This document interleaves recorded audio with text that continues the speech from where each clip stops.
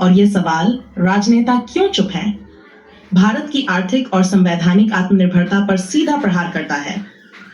इसे मैं तुम्हारे लिए एक जागरण पत्र सोशल मीडिया पोस्ट के रूप में व्यवस्थित कर देता हूं, ताकि पढ़ने वाला तुरंत बात का मर्म समझ सके। राजनेता क्यों चुप हैं? पैसे बनाने की ताकत के सामने सभी नेता बिक जाते हैं। जो नेता इस व्यवस्था को चुनौती देने की कोशिश करते हैं, उनकी आवाज या तो दबा दी जाती है या उन्हें रास्ते से हटा दिया जाता है। इतिहास गवाह है, सच्चाई बोलने वालों की रहस्यमयी मौतें होती रही हैं, क्योंकि असली सत्ता संसद में नहीं, मुद्रा निर्माण की ताकत के पीछे छिपी है। या 1956 का ऐतिहासिक मोड़। साल 1956 में एक बड़ा कानूनी खेल खेला गया, reserve bank threat to public ownership act 1956।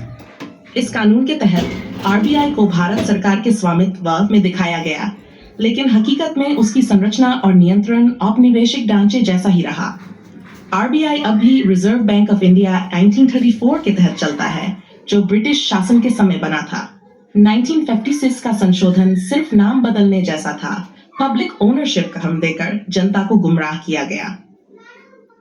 असली सच्चाई, आरबीआई आज भी भारत की जनता का बैंक नहीं, बल्कि कर्ज आधारित मुद्रा तंत्र, डेट बेस्ड करेंसी सिस्टम का केंद्र है। ये वही प्रणाली है जो हर नोट पर लिखवाती है, मैं धारक को भुगतान करने का वचन देता हूँ, यानी ये मुद्रा वचन पत्र है, मूल्य नहीं। भारत का रुपया असल में फेक वैल्यू करेंसी है, जिसका कोई स्वर्ण या वस्तु आधारित मूल्य नहीं बचा। निचोड़, आरबीआई का रुपया असली नहीं, प्रतीक मात्र है।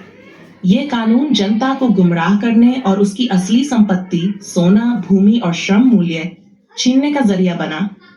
और इसलिए ही राजनेता चुप हैं, क्योंकि वे उसी नकली आर्थिक सत्ता के संरक्षण में हैं, जिसने जनता को आजादी के बाद भी आर्थिक गुलाम बनाए रखा।